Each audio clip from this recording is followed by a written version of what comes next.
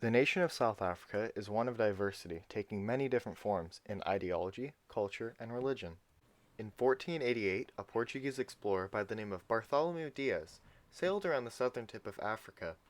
He was the first European explorer to explore this part of Africa.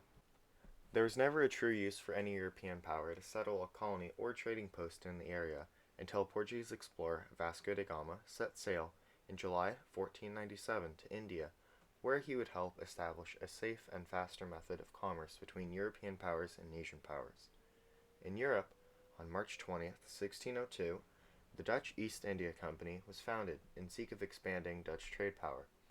50 years later, under the leadership of Jan van Riebeeck, the Dutch East India Trade Company established the colony of Cape Colony.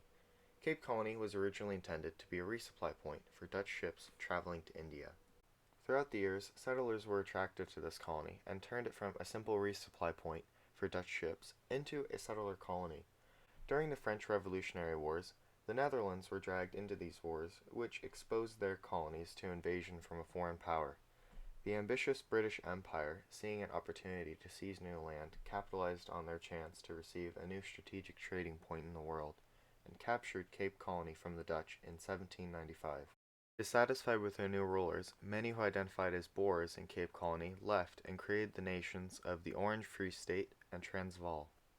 In 1869, the British annexed Basutoland, now known as Lesotho. In 1877, the British annexed Transvaal. In 1879, the British, looking to expand their land, presented an ultimatum to the Zulu king to prevent an invasion that would be so outrageous that they would resist. Basically, they created a valid reason to invade the Zulus' land, and after a bloody war on July 4th, 1879, the Zulu Empire became a part of Cape Colony.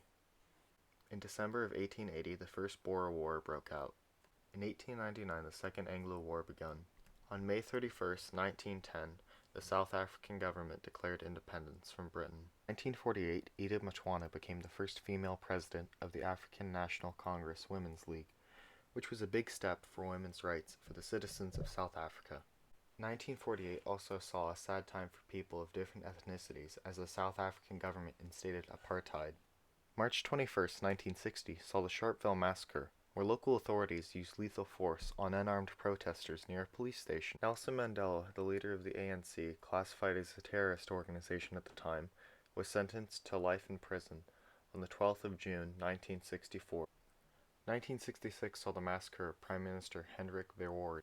In the next several decades, a state of civil unrest was created as many people were dissatisfied with the racism and unfair treatment in their nation.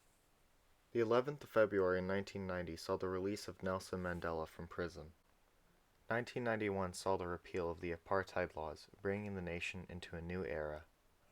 1996 saw a new constitution being drawn, which allowed for reforms in the nation to be implemented that would unify the nation and create a strong nation for future generations to come. In 2002, a terrorist attack was carried out by radical right-wing nationals. In 2012, President Zuma was re-elected as president of the ANC.